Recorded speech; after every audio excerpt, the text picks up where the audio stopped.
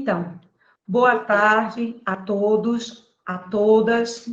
Sejam muito bem-vindos à banca da Geisiane Pereira de Oliveira, a Geise, tá? E que tem como tema os croquis no processo projetivo, uma análise das representações gráficas de projetos arquitetônicos do mestre Acácio Gil Bossói, tá?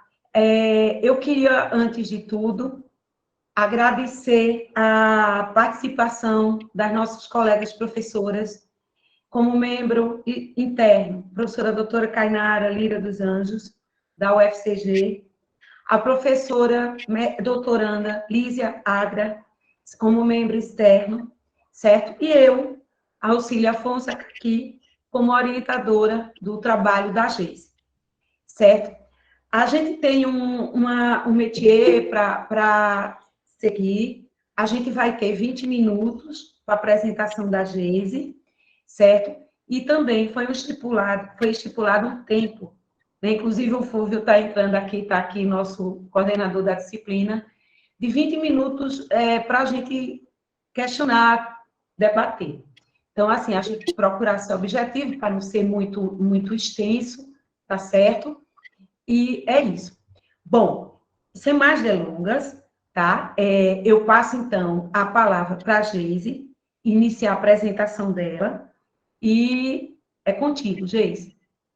Pronto. Então, boa tarde, né? Primeiramente, também agradeço a banca avaliativa e também a professora Caqui, que foi orientadora desse trabalho. Como já foi mencionado, né, eu me chamo Geisiane, sou autora desse projeto, desse trabalho, que tem por título Os croquis no processo projetivo, uma análise das representações gráficas de projetos de Acácio Gil Bossói. Então, inicialmente, nós temos o objeto desse estudo, que é a análise de 5 obras do arquiteto carioca Acácio Gil Bossói. Por objetivo geral, esse trabalho, ele analisar 5 obras de Bossói, a partir da leitura de seus desenhos técnicos e também de croquis e também fotografias, identificando nesse material quais foram as soluções, as características e também as intenções projetuais adotadas pelo arquiteto. Como objetivos específicos, temos investigar esta produção, observando quais foram as suas dimensões normativa, histórica, espacial, tectônica, funcional, formal e da conservação. Outro objetivo específico seria ressaltar as características e também as intenções projetuais dessas 5 obras selecionadas, fazendo isso através da sobreposição de marcações gráficas que estão em tons de laranja, nos desenhos técnicos, nos croquis e também nas fotografias. Um outro objetivo é resgatar os croquis conceptivos enquanto instrumento de conhecimento e também de aprendizagem. Então, o que justifica esse trabalho? Primeiro seria a revalorização do croquis conceptivo. Então, ao analisar e divulgar este artefato, abre-se o debate acerca da importância desse artefato, não só para o processo projetual do arquiteto, mas também como instrumento de aquisição de conhecimento. Uma outra justificativa é o ineditismo desse trabalho. Então, embora alguns autores tratem, né, dessas obras, esse trabalho, ele analisa essas obras arquitetônicas, tendo uma maior participação de croquis e também de desenhos técnicos originais do arquiteto e seu escritório. E, por fim, outra justificativa seria a relevância acadêmica que esse trabalho tem, porque ele pode contribuir com o desenvolvimento de novos trabalhos, ou seja, serve como referencial bibliográfico sobre Bossói e sobre sua obra. Então, como eu já falei, né, esse trabalho ele analisa 5 obras, mas devido à limitação do tempo, o foco será para o edifício Santo Antônio. Será o Santo Antônio justamente por ele ser uma obra que tem um maior material para ser analisado. Mas aqui eu apresento brevemente as demais obras. Então, vamos ressaltar que todas essas obras, elas estão localizadas no Nordeste, elas adotam uma linguagem da arquitetura moderna, e estão especificamente em Recife, Teresina, Abreu e Lima, e Recife, Teresina e Abreu e Lima. Então, foi analisado no TCC, né, a residência Lisanel de Melo Mota, que é do ano de 1953, está em Recife. Aqui eu trago uns desenhos e com as suas marcações gráficas, vou estar passando mais rapidamente. Foi analisado também o Tribunal de Justiça do Piauí, em Teresina, Piauí, do ano de 1972.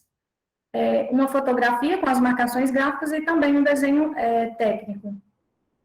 Foi analisada também a fábrica Bombril, que está em Abreu e Lima, e é um projeto de 1983. Aqui eu trago uma perspectiva interna desse projeto e as suas marcações gráficas, evidenciando algumas características desse projeto. E, por fim, a Assembleia Legislativa do Piauí, que é de 1986 e está em Teresina, Piauí. E mais alguns desenhos relacionados a esse projeto.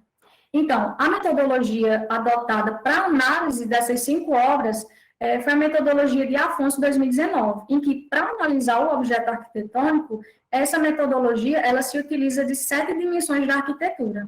Então, de forma sintetizada, nós temos a dimensão normativa, que compreende fazer o levantamento de leis, decretos e registros que venham a proteger esse bem. Na dimensão histórica, é compreender o contexto social, econômico, cultural, na qual esse objeto ele está inserido. Temos a dimensão espacial, que se subdivide em espaço externo e interno. No externo, é analisado o lugar, o seu entorno, a hidrografia, a vegetação, entre outras características. No espaço interno, analisa-se a solução do programa de necessidades em planta baixa.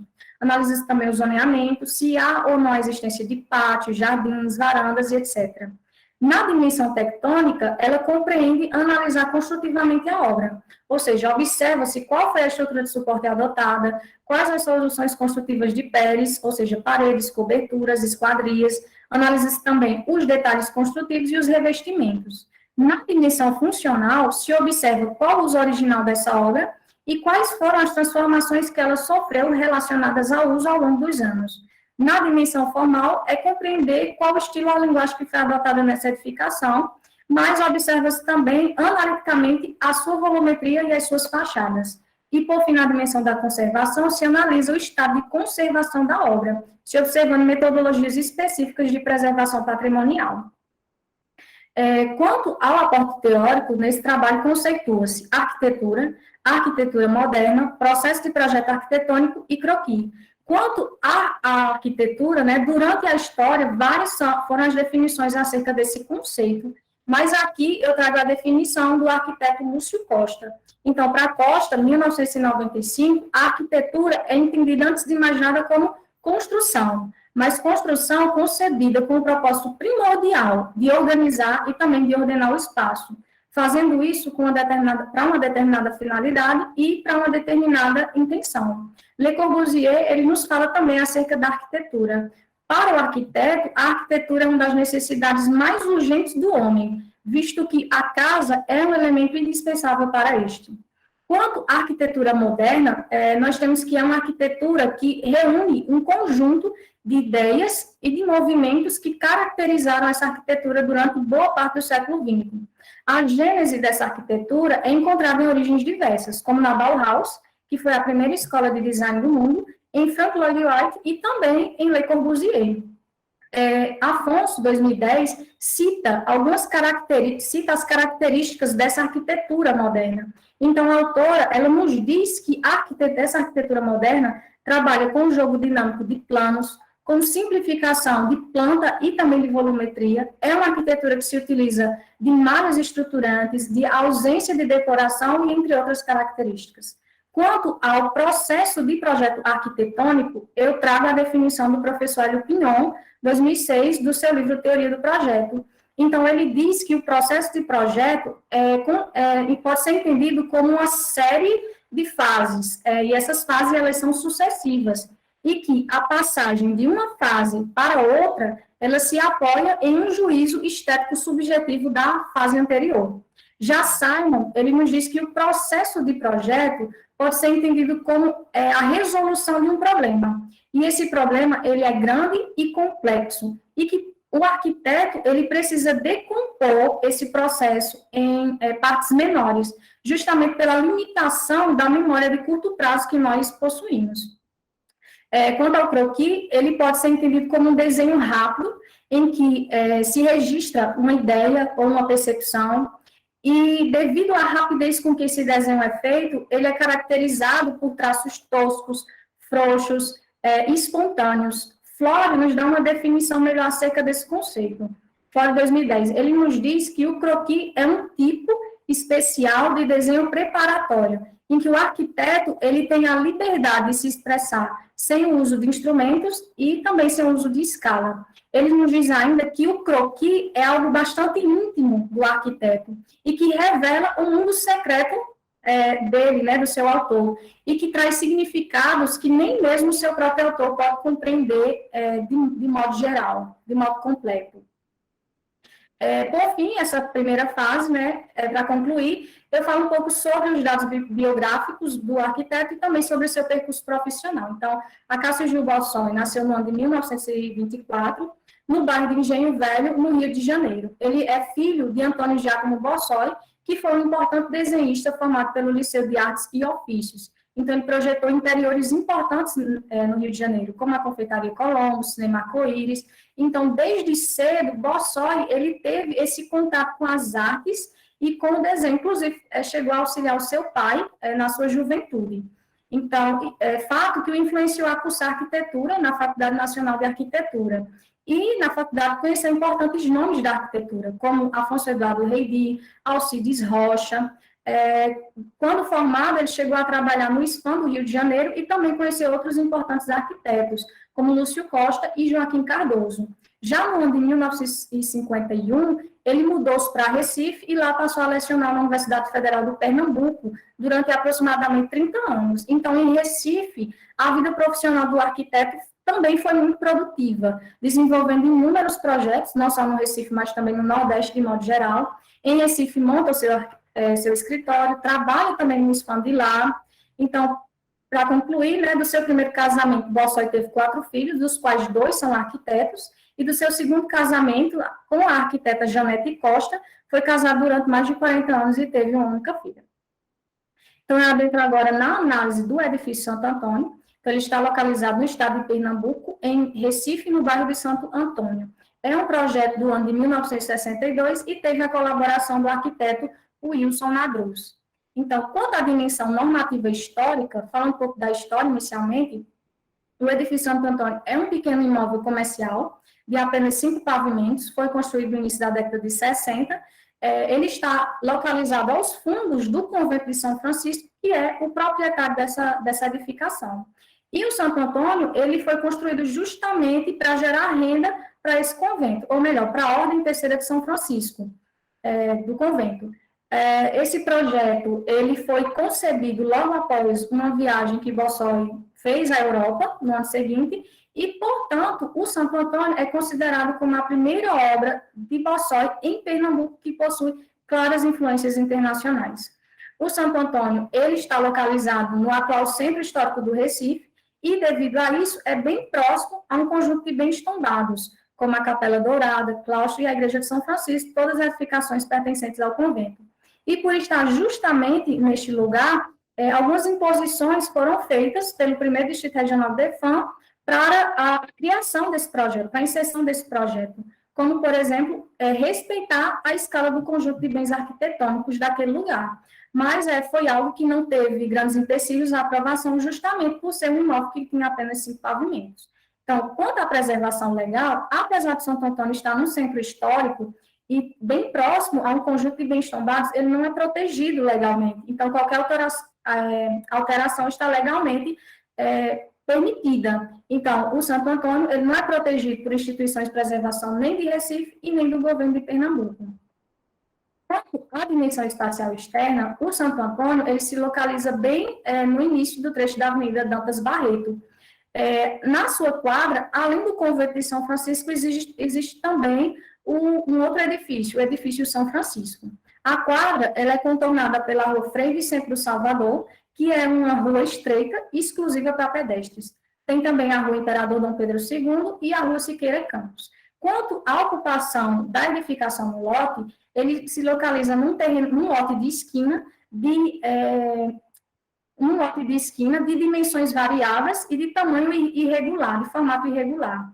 O Santo Antônio, o volume principal, ele ocupa o sentido norte-sul, se estende no sentido norte-sul, e a sua fachada principal, ela volta para a Avenida Dantas Barreto, a fachada oeste.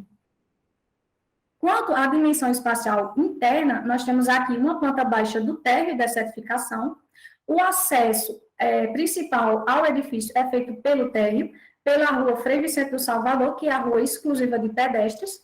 Então, por aqui, entra-se, né, numa galeria que conduz ao hall de entrada e depois as circulações verticais que levam aos pavimentos superiores.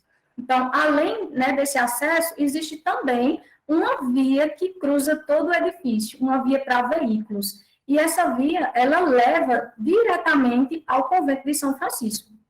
Quanto aos ambientes desse térreo, a maioria dos ambientes são lojas, existem banheiros que servem a essas lojas, existe também uma zeladoria e um alojamento de uso exclusivo do convento. Então, as marcações gráficas, elas evidenciam esses acessos, esse percurso, e evidencia também o acesso às lojas e também o sentido de visualização das vitrines dessas lojas.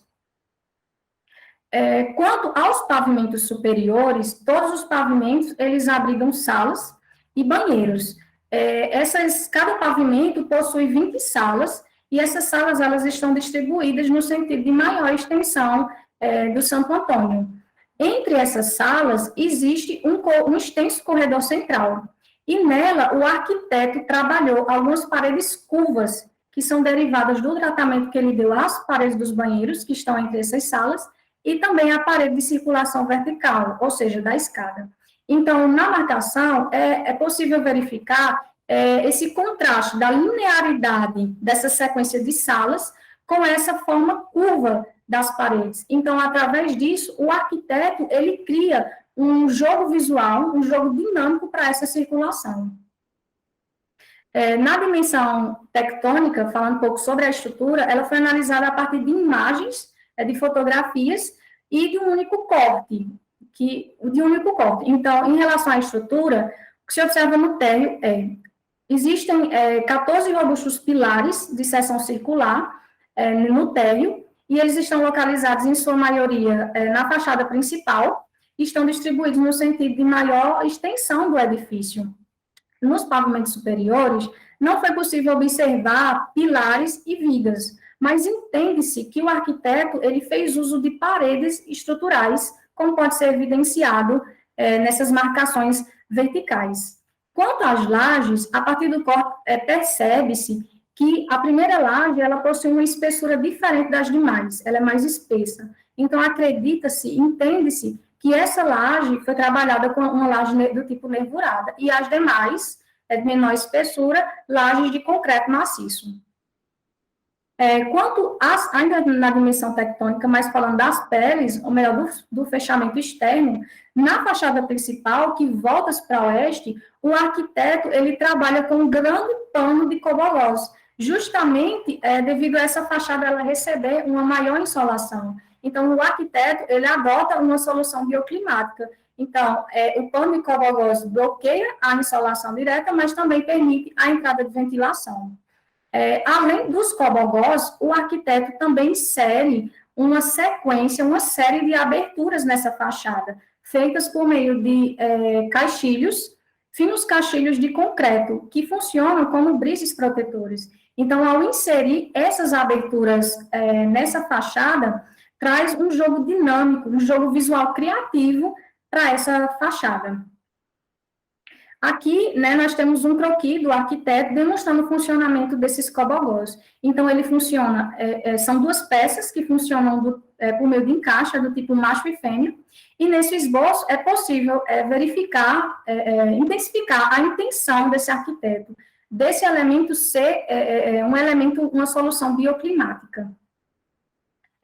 Ainda em relação às peles, agora os fechamentos internos, trago mais uma vez as paredes curvas que o arquiteto criou. Então, essas paredes, elas são feitas de tijolos aparentes e possuem uma seteira central. Então, Bossoi era um arquiteto inventivo e ele criava muitas coisas e ele explicava essas soluções através de croquis altamente detalhados, como nós podemos ver ao lado desse desenho. Então, aqui tem uma solução dada para a realização dessas paredes. E nela, o arquiteto desenha um sistema de pontalete e de cambota de madeira para o perfeito assentamento pelo mestre de obras. Em questão às texturas, esse é um projeto muito rico, né, na materialidade. Então, o arquiteto, ele usa tijolos aparentes, como já mencionado, nos pisos há uma diversidade também, no corredor central dos pavimentos superiores, o arquiteto utiliza o cimento queimado num tom de verde escuro, na escada, utiliza uma cerâmica de cor branca. O arquiteto também faz uso da madeira nos corrimões e também em algumas paredes, que traz uma certa sofisticação ao ambiente, mas, ao mesmo tempo, contribui com uma certa rusticidade aos ambientes. Quanto aos detalhes, também são vários nesse projeto que merecem atenção, mas aqui eu trago alguns painéis e uma escultura. Então, o primeiro painel, ele está localizado no hall de entrada, e é do mesmo material da parede, no caso, os tijolos aparentes. Então, é um painel que trabalha com geometrias abstratas, geometrias diversas.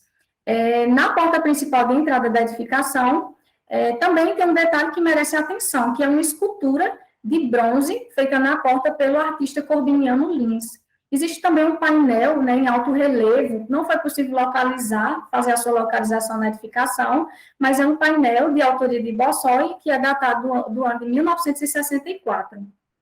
Quanto à dimensão funcional e da conservação, então, quanto à funcionalidade, o Santo Antônio, ele permanece com o uso comercial para que fora projetado, suas galerias continuam ativas, mas no ano de 1995 foi feita uma adaptação no quarto pavimento. Então, 6 salas, elas foram adaptadas para abrigar um arquivo provincial do convento. Então, essas salas sofreram adaptações e que, de certa forma, atingem os princípios da autenticidade da edificação e também a sua integridade. Então, nessa adaptação foram criados ambientes menores, não foi possível também identificar o tipo de divisória para criar esses ambientes, foram feitas aberturas para colocar portas, e entre uma seteira e outra também foi incluída outra porta. Quanto ao estado de conservação da edificação, ela pode ser considerada em bom estado, mas, de certa forma, ela sofre ações do tempo, né? Algumas patologias, elas são visíveis, como sujidades, mofos, entre outras. Então, se levar em consideração isso, pode ser dito que o estado de conservação, apesar de não, merece uma certa atenção. Quanto à dimensão formal, o edifício Santo Antônio, visualmente, ele pode ser decomposto em 2 volumes. Então, o primeiro volume, que seria o dos 5 pavimentos mais o térreo, e um outro volume de apenas térreo. Então, esse primeiro volume maior, o arquiteto adota uma volumetria pura, de um retângulo, e que possui uma certa inclinação quando volta-se para a rua de pedestres, porque a edificação, ela segue a inclinação do traçado da rua. Então, adota-se uma volumetria pura, e a sua fachada principal, apesar de trazer uma dinamicidade, os cobogós, um jogo visual criativo, ele é caracterizado como um volume, de certa forma, introspectivo. Então, esse segundo volume, um volume de apenas térreo, ele é localizado bem próximo ao convento de São Francisco, e aparentemente ele parece fazer parte desse convento, e aparenta mais ainda porque ele é coberto por telhas canal, por telhas de barro, que foi também uma imposição feita pelo DEFAM, de Recife. Adentrando agora aos resultados, então, os resultados gerados nesse trabalho, eles surgem a partir da contraposição dessas 5 diferentes obras. E essas obras, elas foram contrapostas e é feita uma síntese acerca do processo projetual de Bossoi dessas 5 obras. Então, quanto à espacialidade, o que se observa, o que se tem como resultado? Que há um aproveitamento do arquiteto pelos níveis topográficos. Então, Bossoi, ele utiliza muito bem a topografia em favor dos seus projetos. Então, quando o terreno ele possui uma certa declividade, Bossoi, ele faz uma intervenção mínima, poucos recortes, poucos aterros, e aproveita essa topografia e faz, geralmente, subsolos. Quanto à forma de ocupação das obras, o arquiteto sempre tenta ocupá-los no centro do lote, uma maneira de livrar a obra em todos os seus lados, e a fim de gerar recuos, né, mais espaços ao redor dessas edificações. Então, criando recurso, o que se percebe também é que o arquiteto ele utiliza muito bem os recursos, os possíveis recursos nessas obras, criando agenciamento paisagístico, espelhos d'água. Então, o arquiteto ele qualifica a sua obra, aproveitando-se desses espaços, desses recursos. E percebe-se também a forte integração dessas obras do exterior com o interior delas.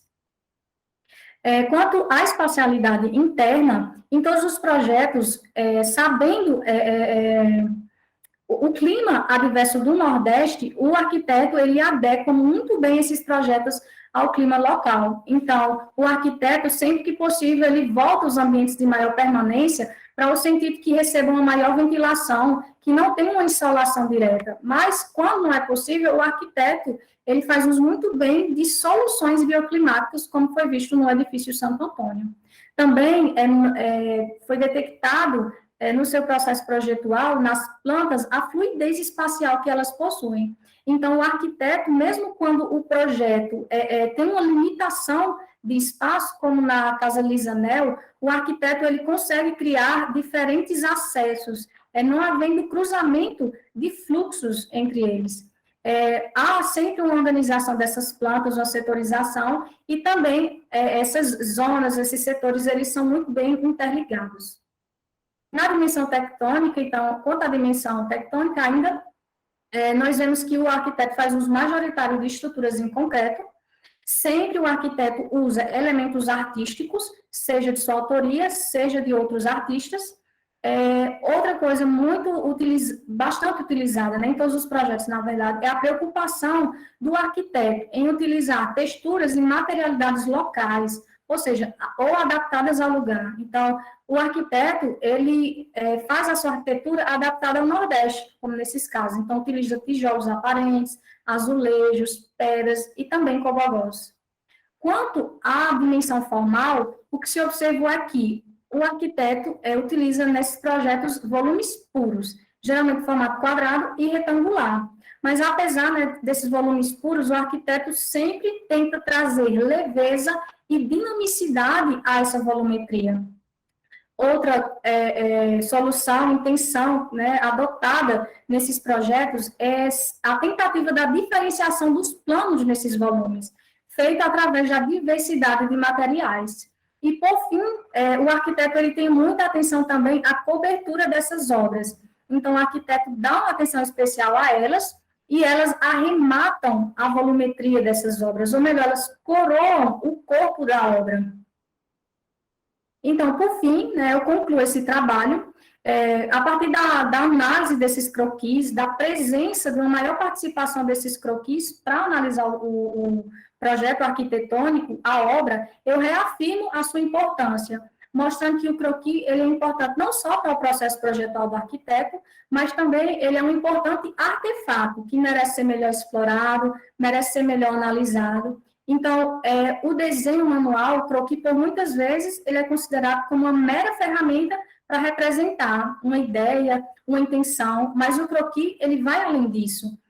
O croquis, ele possui características que são inerentes ao pensamento humano, à cognição, ao desenvolvimento das percepções espaciais. Então, é um artefato que merece ser melhor explorado, merece ser melhor debatido, discutido.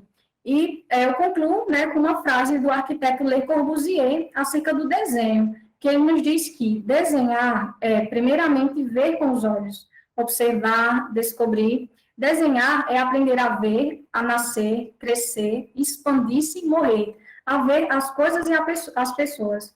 É preciso desenhar para interiorizar aquilo que foi visto e que se dará escrito em nossa memória para o resto da nossa vida. As referências que foram consultadas nesse trabalho, e muito obrigada pela atenção de todos. Parabéns, Geice. Parabéns pela apresentação. Eu peço desculpas, porque eu pedi para a Geice expandir mais algumas informações que eu achava necessária na apresentação. Antes ela estava com exatamente 20 minutos, mas eu achei importante não só mostrar hoje aqui para vocês que estão assistindo, para a banca, a obra do Santo Antônio, mas também dá tipo um spoiler do que é o trabalho como um todo, né? Essa questão da Bombril, da Casa Lisanel, tá? Do Palácio da Justiça no Piauí, que está no TCC de Geis, e depois, quem tiver interesse, a gente pode mandar o PDF para vocês poderem ver o trabalho melhor. O tempo aqui é muito corrido, né? A gente tem um tempo a seguir, e por isso não dá para mostrar como a gente gostaria, Geise, cada obra em si. Por isso que foi escolhida de Santo Antônio como estudo de caso, mas o trabalho dela contém todo esse conteúdo. Tá joia? Então, agora, eu vou, seguindo o ritual, eu vou passar a palavra para a nossa convidada externa, a professora doutoranda Lísia Agra, tá? Para colocar-se sobre o trabalho e fazer alguma questão para a Geise. Em seguida, quando a Lísia acabar, eu passo para a Cainara e, por último, eu. Vamos lá, Lísia, contigo. Obrigada, Caqui. Eu vou agradecer o convite de participar. Eu acho sempre maravilhoso. Gosto dos temas que vocês do Grupal abordam. São temas bem variados. Muitas vezes você conhece a arquitetura, como eu, por exemplo, as obras de Piauí eu não conhecia. Achei fantástico conhecer a coleção de imagens que você coloca relativo a representações gráficas, fotografias. São, assim, sensacionais. Aí, parabenizar vocês pelo excelente trabalho, certo? É um trabalho maravilhoso, é tanto que chega a uma densidade e um resultado que dá para você levantar várias questões teóricas, né?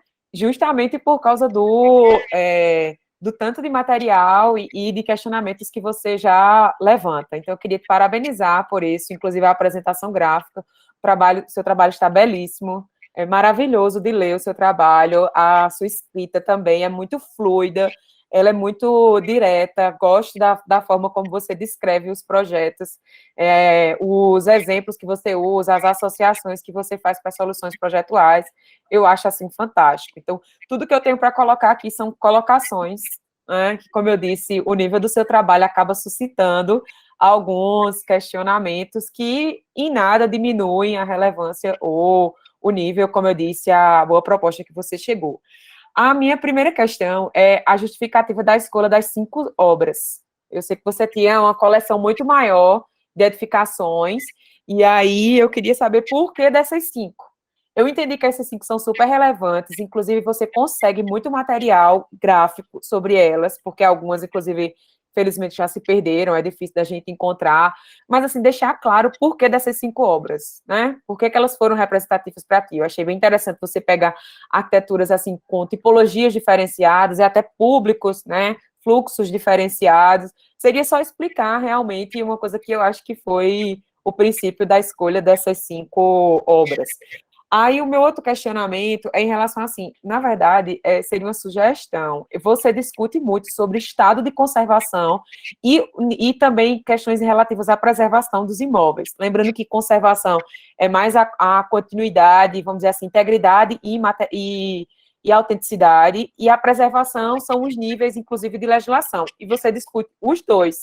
Aí eu fiquei me perguntando se talvez não seria o caso de ter alguma coisa nos seus objetivos, entendeu? Porque são reflexões muito importantes que você faz, e é um outro trabalho que, para ser sincera, nem precisaria que você tivesse feito, que você chegaria às respostas do seu objetivo geral, entendeu?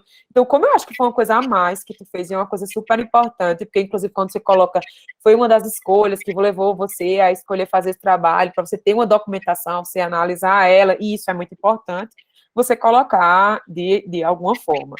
A minha outra questão é em relação... Depois eu vou te passar só algumas páginas, assim, que tem algumas páginas, assim, imagem X, né? Eu acho que quando foi na hora de tu formatar, que foi alguma página antiga no meio, mas, enfim, é besteira, não dá para a gente entender tudo do trabalho, porque o texto cita as fotografias na sequência, tá super fluido em relação a isso. O meu questionamento é sobre o que você chama de processo projetivo.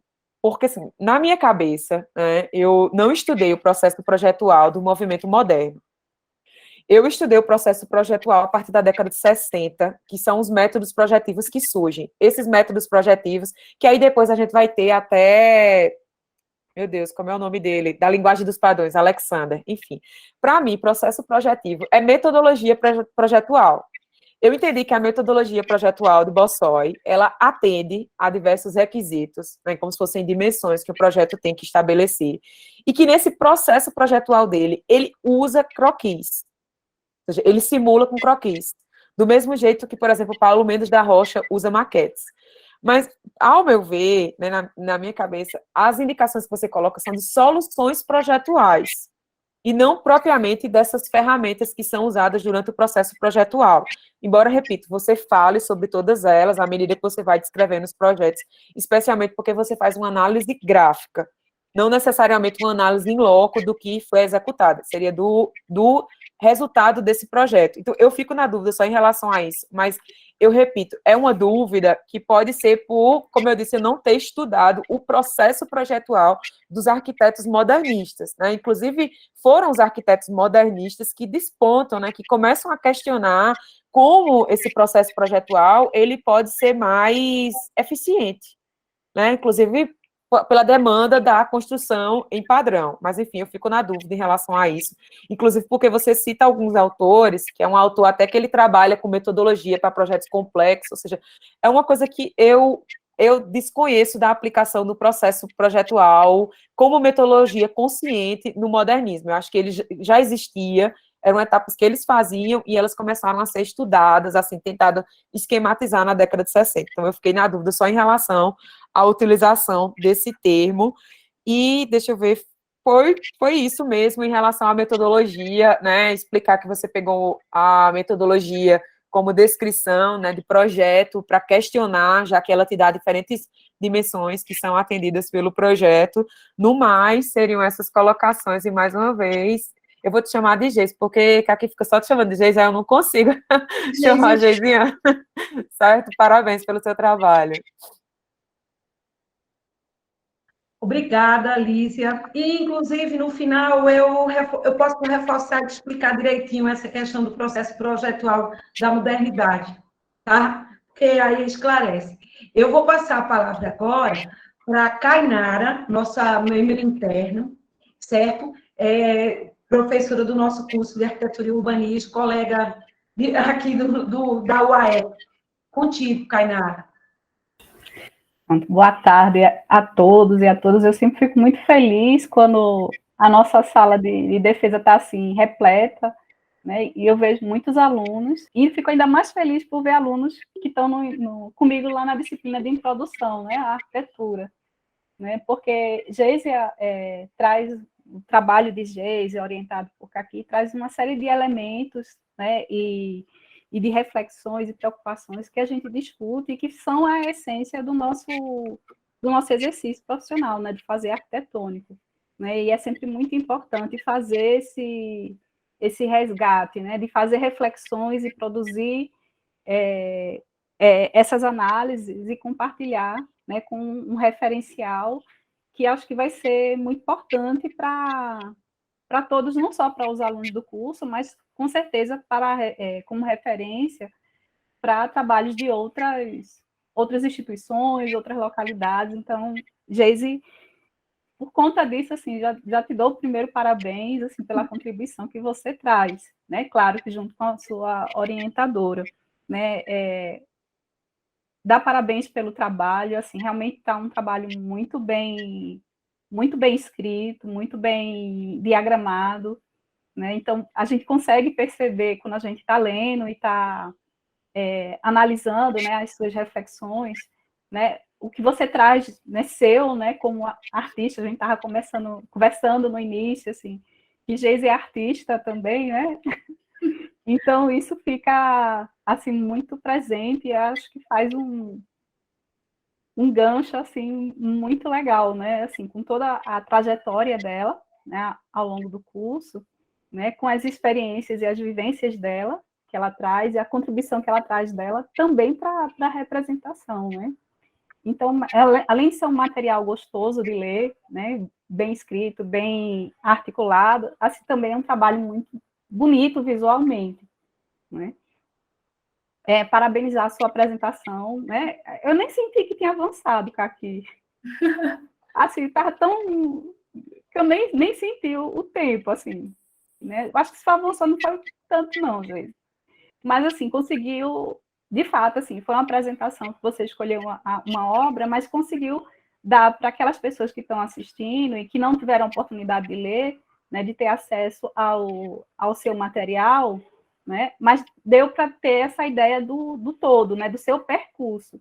E aí também, enquanto percurso, ele está muito bem coerente, está muito coerente, né, muito bem estruturado, muito bem construído, né, tem as etapas metodológicas, a gente consegue sentir esse percurso, né? Então, a gente sempre fica muito feliz quando a gente chega assim, né, nessa etapa, que é uma etapa tão importante, né, de conclusão de um ciclo, né, do aluno, né? E aí, assim, não tem como a gente, eu estava dizendo na banca de Nicole, mas vou dizer para a Geise também, não tem como a gente avaliar, né, sem considerar todo o percurso, né, e por todas as etapas que foram sendo construídas para ela chegar até aqui, né?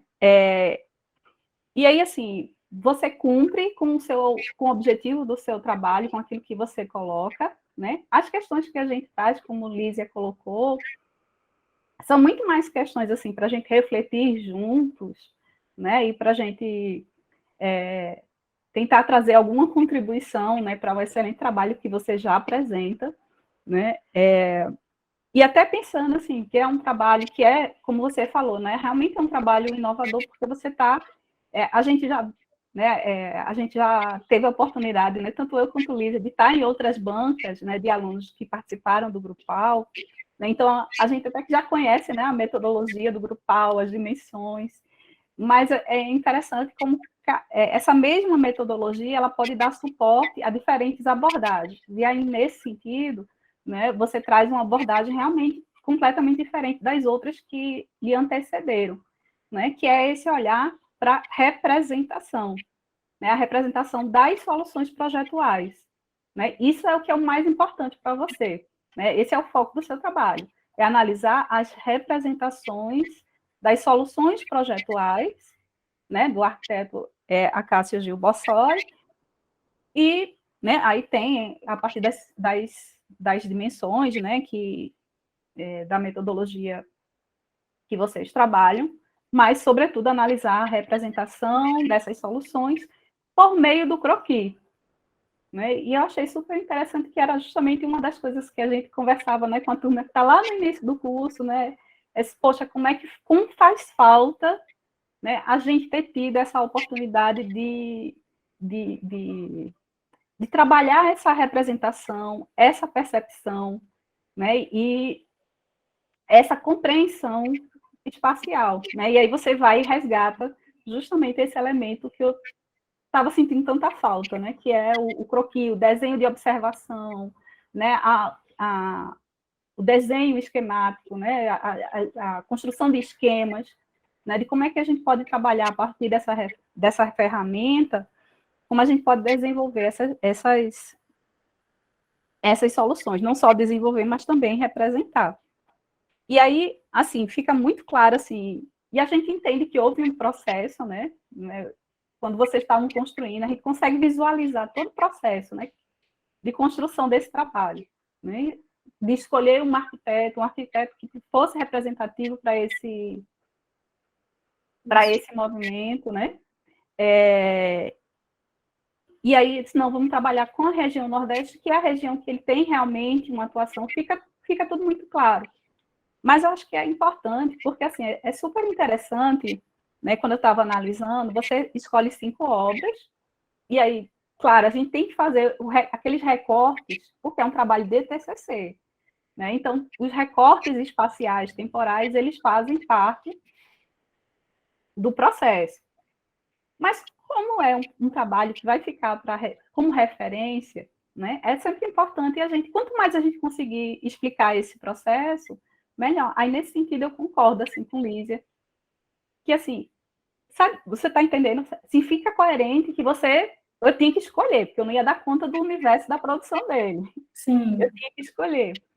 Então, mas, assim, assim, eu achei interessante, não sei se isso influenciou, mas você escolhe obras com tipologias distintas, né, como Lísia reforçou, né? Você escolhe uma residência, um edifício de uso misto, né? Dois edifícios que são institucionais, né? Lá no Piauí. Isso. E uma indústria, né? Então, né? Não, ela escolheu para poder mostrar a diversidade da produção do arquiteto, né? Mas, assim, é sempre, né? Sabe aquela coisa de que o leitor conduzir, né? Aliás, o autor conduziu o leitor, né? Por todo esse processo, né? Olha, eu escolhi por isso, para mostrar essa diversidade, né? E aí, são obras da gente que foi... Eu fui aluna de, como eu estava falando, né? Eu fui aluna de Marco Antônio, né? Um dos filhos, né? E então, sou formada em Recife, então a gente conhece essas obras, né? Não só por ter estudado, mas pela vivência também, né? Na cidade. Então, a gente sabe que não, ela escolheu muito bem, assim, são obras que são representativas. Mas é sempre importante a gente enfatizar essa escolha. E uma outra coisa que chama a atenção é porque você escolheu uma obra da década de 50, uma da década de 60, uma da década de 70 e duas da década de 80. Então, além de você mostrar a diversidade da produção, por escolher distintas tipologias, você escolhe uma obra de cada, né, com exceção da década de 80, né, que são duas, mas você escolhe uma obra que você consegue analisar o percurso dele ao longo desse período.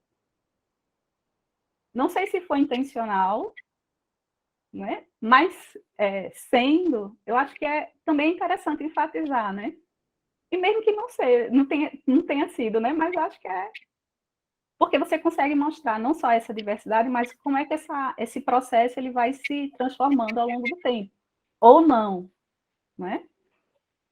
Então, acho que são processos, acho que são importantes, né? Então, você analisa, né, as dimensões normativa, histórica, espacial, tectônica, funcional, formal e de conservação, né? Embora as mais importantes para você são justamente aquelas que você enfatizou aqui na apresentação, né, nos seus resultados, né, que é a espacial, que é a tectônica, a funcional e a formal, porque são essas dimensões que vão te dar a resposta para aquilo que você está questionando, né, que é entender a questão da representação dessas soluções projetuais. E aí a gente vê como você enfatiza muito bem, né, como várias soluções, por exemplo, soluções de tectônica, elas são ao mesmo tempo soluções que vão resolver questões bioclimáticas, mas também são soluções plásticas. Também são importantes para a concepção, né? Como o que você enfatiza no edifício Santo Antônio, que é um elemento super importante. Então, vários elementos que estão ali representados, ele tem essa característica, essa peculiaridade que era uma característica muito importante do arquiteto. Né? Aí eu acho que, assim como Lísia, né, você falou, também concorda, se você termina entregando mais, né, daquilo que você prometeu. E tudo bem, assim, eu acho que, porque são dimensões que são importantes. Se você tivesse, eu só estou preocupada com a questão da representação, então não vou ligar para essas outras, não. Né? Mas eu vou trazer todas as dimensões, né, e vou enfatizar essas daqui, porque são essas que são importantes para atender o meu objetivo. Entende? Assim, e aí, assim, a gente consegue compreender todo o processo, mas é importante que você deixe claro, né? Principalmente na introdução, nos resultados, aí você retoma, olha, como eu disse, a gente analisou todas as dimensões, mas aquelas que são mais importantes são essas aqui, que é exatamente aquilo que você entrega. Né? Você faz todo o processo muito bem corretozinho. E aí, no final, assim, você faz os resultados. Eu fiquei, assim, a única coisa que eu fiquei pensando, assim, talvez um quadro síntese, trazendo esses pontos, assim, que você discorre no texto, né, mas resgatando esses pontos, como você fez tão bem na apresentação, né, Porque esses quadros síntese, acho que em alguns outros trabalhos acho que a gente viu isso, né? Acho que eu acho não, eu tenho quase certeza que a gente já viu, né? Esses quadros sínteses, eles são excelentes para a gente ver que esses elementos que você pontua do Santo Antônio e que estão no seu trabalho, né? Mas, assim, a gente consegue sintetizar, a gente consegue visualizar, né, em todas as obras, como ele está presente na diversidade, né, da tipologia, e ao longo da sua produção. Né? Aquela coisa que eu falei, né? Ela escolhe com a diversidade de uma tipologia diversa, né? Várias tipologias, que mostram como ele tem essa atuação abrangente, e escolhe ao longo do tempo. Né?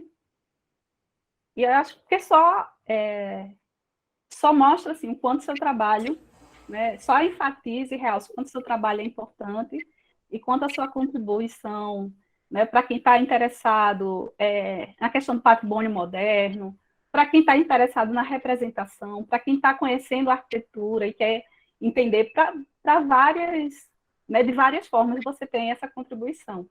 Né? Então, acho que era mais isso, né? Aí você vê que são mais contribuições, né? E reflexões. Dar parabéns mais uma vez, dizer que eu fico sempre muito feliz assim de estar nesse momento assim com alunos que a gente termina se apegando, né, Caqui? A gente termina construindo uma relação de afeto, né? E fica sempre muito feliz de ver concluindo um ciclo e iniciando um outro. Eu desejo tudo de bom para você nesse novo ciclo que se inicia, Geisa. Obrigada, Kainara. E agora eu vou me colocar, antes de passar a palavra para a Geise, fazer minhas observações e também até justificar alguns pontos. Como orientadora da Geise, me sinto nesse dever, nessa obrigação, né, de algumas questões colocadas pela Kainara, pela Lisa, tá? E que de uma forma bem direta, eu induzi, como orientadora, a Geise trilhar esse caminho. Certo? Antes de tudo, como é a última oportunidade que a gente tem na graduação de falar sobre esses alunos, e no caso, essa aluna que está aqui encerrando hoje uma trajetória, é um momento de despedida, né, o TCC, porque a gente não vai estar mais junto em termos de aula, de apresentação. Eu sempre gosto de lembrar, e como a Kainara falou, sabe? Eu acho que quando a gente analisa uma aluna, um aluno, a gente analisa a trajetória dela no curso. Em todas as disciplinas que a Geise teve comigo, como aluna, como monitora, foi minha pesquisadora do Grupal, trabalhou o signo, certo? E nessa nossa convivência, eu percebi uma sensibilidade artística na Geise, seja nas aulas de tal 4, tal 5, projeto, nos esboços que a Geise trazia, nas apresentações, e aquilo me tocava. Porque eu sou da área de projeto, né, a minha área de doutorado é projeto e modernidade, certo? E, assim, a gente mergulha muito nisso a vida toda, né? A vida toda é modernidade e projeto. E eu tive a oportunidade de estudar Bossói no meu doutorado, muito, e continuar sempre, até hoje, certo? E ele não só em Recife, mas no Piauí, na Paraíba, em tudo que é lugar. Foi um dos arquitetos que eu estudei no meu doutorado. E quando a Geise, na nossa pesquisa de PIVIC, ela estava estudando o signo, a gente tinha vontade de estudar os croquis do signo. Né? A ideia era continuar no signo. Só que o signo não tinha uma produção tão grande de croquis que justificasse um TCC sobre isso. E eu sempre exploro muito nas minhas aulas, nas minhas pesquisas, os alunos sabem disso, o desenho à mão livre. Eu acho que o desenho, o traço, o croquis, o esboço, eu sou de uma geração do croquis. Eu estudei arquitetura de 79 a 83. Então, eu aprendi arquitetura desenhando à mão, com nanquim, com aranha, com normógrafo, certo? Fazendo molho.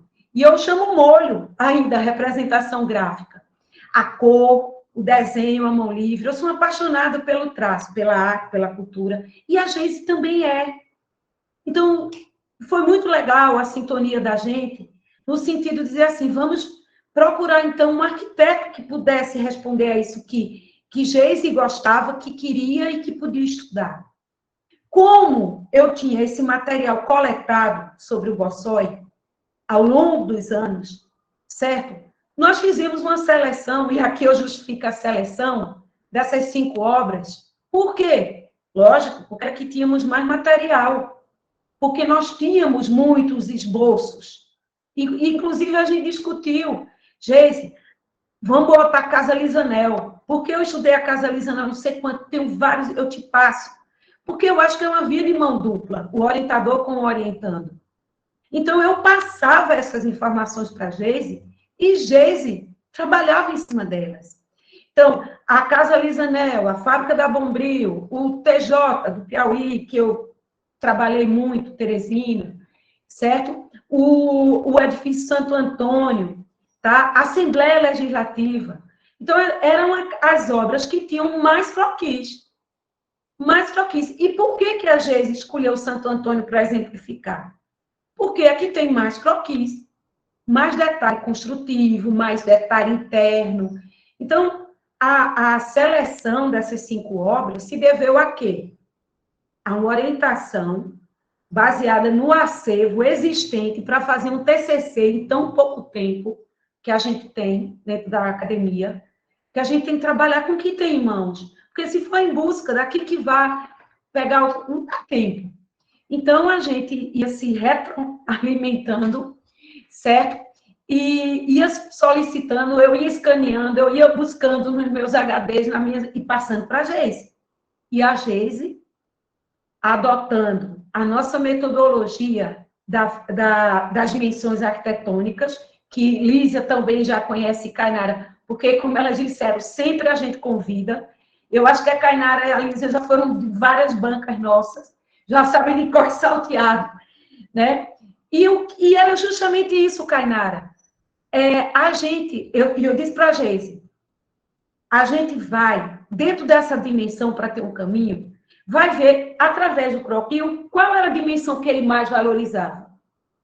Agora, uma coisa é fato, a Geise precisa escrever, reforçar, agora na entrega final, isso. Porque a gente conversou, mas não está escrito. Então, Geise, eu concordo com Lísia, com a Kainara, que precisa estar lá. Na introdução, é porque a gente vai fazendo e acaba esquecendo. E acho que né? E acho que vai ficar muito claro. Mas é bom escrever, dizer assim, olha, essas 5 obras foram selecionadas porque era que nós tínhamos mais material coletado, e que eram de distintas tipologias e cronologias, e a gente queria mostrar esse leque. A gente tem que escrever isso, certo, Geise? Então, super concordo, tá certo? Reforçando as distintas tipologias, as distintas escalas, né? Porque é da casa a um grande projeto da Bombril. E outra coisa, confesso para vocês, que eu descobri 2 dias atrás, e aí eu liguei para a Geise. Geise, tu não sabe, babado aqui da pesquisa. A Vera Pires, que trabalhou com Bossói anos, uma arquiteta super referência, uma inovadora, criou o escritório Arquitetura 4 aqui em Recife, tá? Ela trabalhou anos com Bossói e com a equipe de Bossói. E ela me disse que aqui algumas perspectivas não eram do Bossói. Algumas foram minhas, como a da Fábrica da Bombril, aquela interna, e outras do professor Gilson Kainara, que foi professor da gente. Agora, aí eu mandei o TCC para ela disse, não, Caqui, todas, com exceção da Bombril, são do Bossói. E eu desconfio de uma, que é uma mais dura, menos artística, menos intempestiva, porque Bossói, eu conversei com Bossói, eu entrevistei Bossói no meu doutorado, com a Janete, fui na casa, e o Bossói era tímido, era introspectivo. A expressão dele era o traço. Inclusive, na minha tese, eu escrevo sobre isso. Ele não gostava de falar. E sabe o que me disseram, os ex-alunos dele? Ele não tinha metodologia de sala de aula. Mas quando ele pegava um lápis, um hidrocor, ele explicava todo o projeto.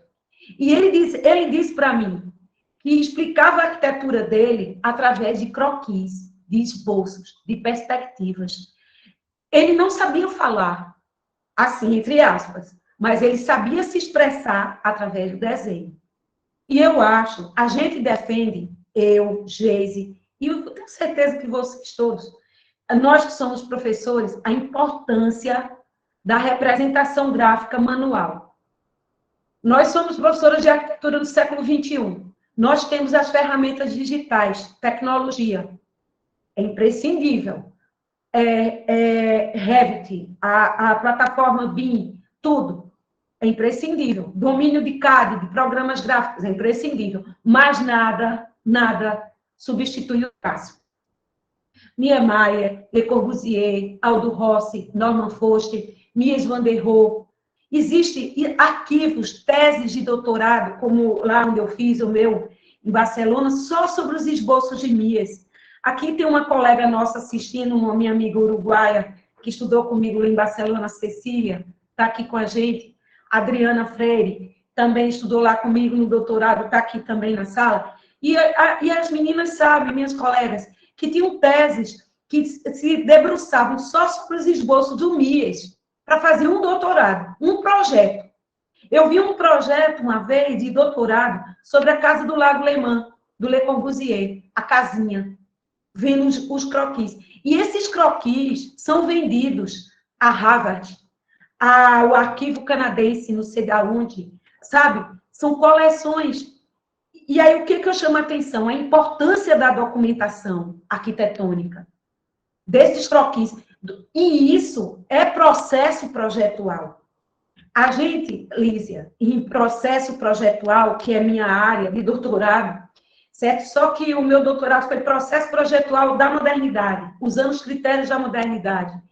E o processo projetual, que a gente sabe que são etapas, por isso se chama processo, estudos preliminares, anteprojeto, projeto básico, projeto executivo, né? Essas etapas do processo projetual, né? Nos estudos preliminares, o que alimenta? E o que alimenta todas as etapas? São os croquis, são os estudos, os detalhes. E Bossoi provou isso. Quando a Geise mostrou o Santo Antônio, e vocês sentiram isso, ela mostrou a planta, mas aí ela vai e mostra o quê? Os croquis de Bossoi. E o que os croquis de Bossoi estavam expondo ali? Detalhes construtivos, panos de cobogós, que ele criava cobogós específicos para cada projeto. Entende? Como ele criou para a fábrica da Bombril, tudo detalhado, ele detalhava a exaustão, não só a madeira, mas concreto. E quais são os elementos primordiais dos projetos de Bossoi, através dos seus esboços? A cobertura, as tecnologias construtivas, as peles, é isso. Então, assim, através desse trabalho que a Geise, de uma forma tão poética, tão sensível, desenvolveu, porque ela tem essa veia artística, e eu disse sempre para ela, Geise, não deixe isso morrer. Eu vivo dando injeção nela olha o mestrado, faz representação gráfica, não para. Porque nem todos os alunos têm essa sensibilidade que a Geise tem, esse olhar, essa sutileza. E esse trabalho de Geise pode se transformar numa dissertação de mestrado, numa tese doutoral, é continuar seguindo uma trilha que, como Kainara disse, os alunos de introdução, os alunos que entram em arquitetura têm que ver. Eu não sei desenhar. Mas a gente aprende a desenhar. E desenhar é uma prática. É um costume, e ele alimenta. Como é que eu posso ser arquiteto, sem saber desenhar? Como é que eu vou numa obra explicar para a minha cliente, para o mestre de obra, para o eletricista, para o meu móvel, o meu mobiliário, se eu não sei desenhar? É complicado. O desenho sempre será a forma de expressão do arquiteto, sempre, certo? E o trabalho de Geise prova isso, tá? A gente retoma uma discussão, e como Kainara disse, é verdade, Kainara, nos vários trabalhos que o Grupal fez, analisando dimensões, a gente nunca tinha feito um analisando os desenhos, os croquis. A gente analisou fotos, eu acho que a Lísia estava nesse do Igor, lembra? Não sei se a Lísia cartões postais.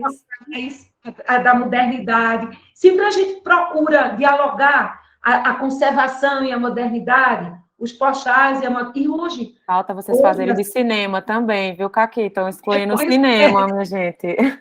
Ai, meu Deus, pois é, Tem que estudar, viu? Temos que ver uma aluna assim. E aí a gente disse, não, vamos fazer. Por quê? Porque Geise tem esse feeling, entende? Como o Igor, na época, tinha, aliás, tem, né, isso da fotografia.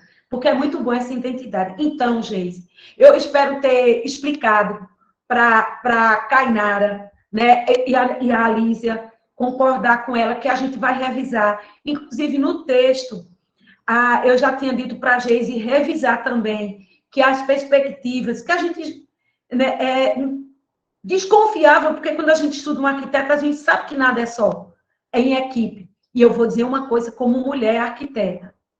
Muitos arquitetos, como Cyrino, como Le Corbusier, como Mies, como Bossoi, não é por nada, não. Sempre tiveram mulheres importantes do lado e à frente.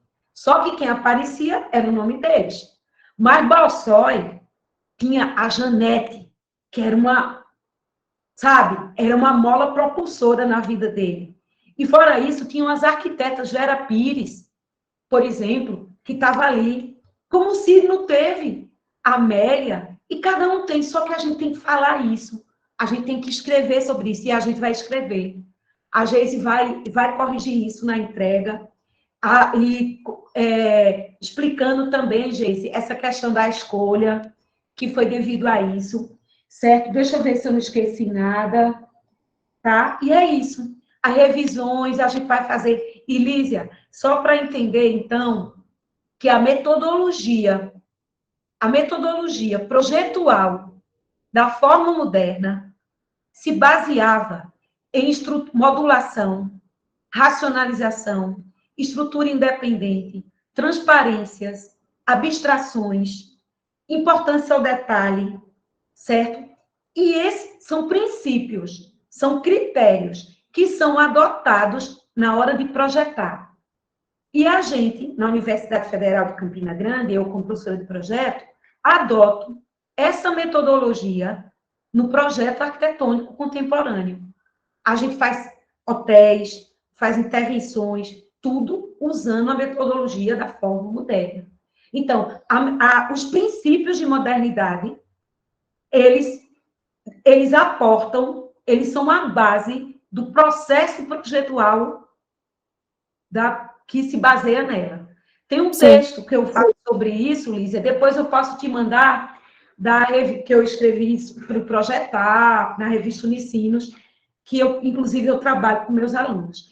Pois é isso. Eu não vou falar muito, não, eu falo demais, eu tenho que calar minha boca. E agora eu vou passar a palavra para a Geise, tá certo? Agradecendo mais uma vez as contribuições de Lísia, de Kainara, porque são pessoas queridas, que eu sei que já conhecem o nosso trabalho, e que quando a gente manda um trabalho para vocês, a gente já sabe que tem meio caminho andado pela prática de vocês junto com a gente. Geise, contigo.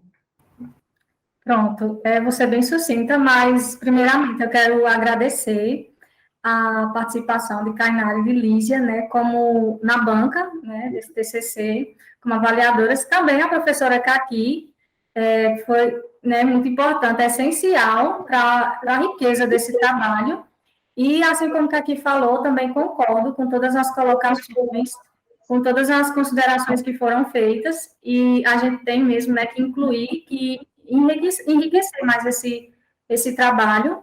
É um trabalho que merece ser continuado, E agradecer também a todo mundo, né, que está assistindo, a atenção. E é isto.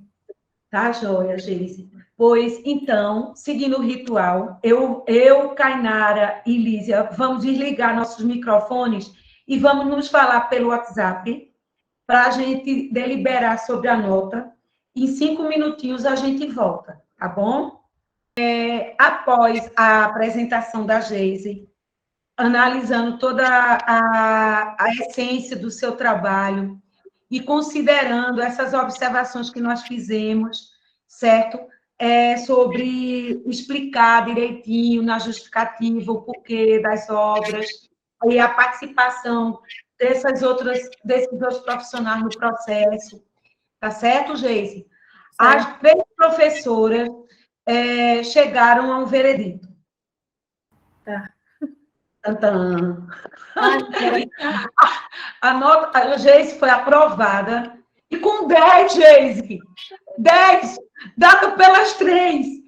Todos nós achamos seu trabalho belíssimo, certo? Rico. Você conseguiu transmitir, alcançou os seus objetivos, certo?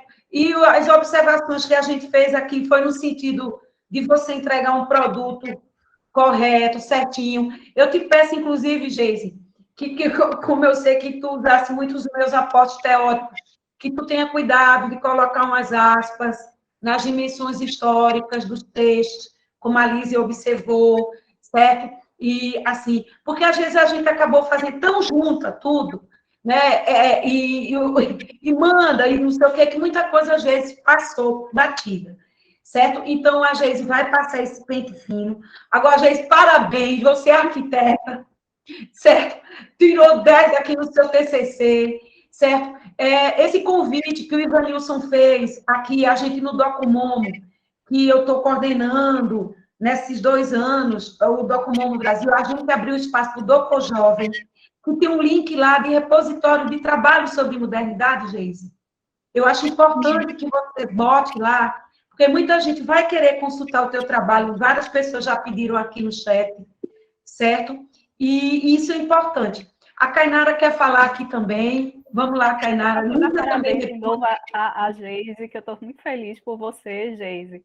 Não tinha pessoa, quando você estava falando da questão do croquis, não tinha pessoa melhor para fazer essa análise do que Geise, né, pela sua veia artística, né, e por ter essa sensibilidade, né, que a gente conhece, que acompanha. Né? Aí só dizer assim para você e para os outros alunos que a UFCG ela está fazendo a biblioteca da UFCG, ele está fazendo todo o processo para que também os TCCs fiquem disponibilizados no repositório virtual, né? Aí não só as dissertações e as teses vão ficar disponíveis para quem quiser pesquisar, mas também os TCCs. Aí para isso é só importante botar a ficha catalográfica, fazer a revisão, a folha de aprovação e mandar no tempo certinho, certo? Tá, certo. Foi bom lembrar, Kainara. Lísia, você quer falar alguma coisa? Não, só mais uma vez parabenizar, quase que não sai, Geise, parabéns, gente, seu trabalho está lindíssimo, achei maravilhoso. Já vou agradecer que Kaki mandou a apresentação que você apresentou, que eu gosto de sempre mandar para os orientantes, para eles saberem, assim, como formatar, eu achei bem, já dá exemplo, né, mas realmente parabéns, muito boa sorte nas próximas etapas, que seja muito iluminada e abençoada, como provavelmente essa foi, que você tenha realmente sempre bons frutos. Amém, obrigada. E eu quero também agradecer a Kainara, a Lísia, por terem aceitado o convite da gente. Parabenizar também Geise mais uma vez. E, Geise, a sua trajetória deve continuar. Não pare, não se acomode, né? Pegue seu trabalho, se aprofunde. É um campo de representação gráfica que a gente, em projetos pedagógicos, vê uma deficiência muito grande nessa área, necessidade de professores que sejam especialistas nesse tema, e que a gente não deixe morrer, né, essa questão do grafismo, do manual. Tá joia, Geise? E agora você encerra para eu poder terminar a gravação e cuidar das partes administrativas. Não sei se eu vou conseguir falar, mas agradecer, né, mais uma vez, Estou muito feliz, não pela questão da nota, né, mas por todas as considerações, a participação de todo mundo, por todas as palavras positivas, pela empatia. E é isso, muito obrigada, estou muito feliz por esse ciclo que se fecha na minha vida. E muito obrigada. É isso. A Kainara está pedindo para o pessoal abrir a câmera, quem puder, para a gente fazer uma foto de recordação da banca da Geise.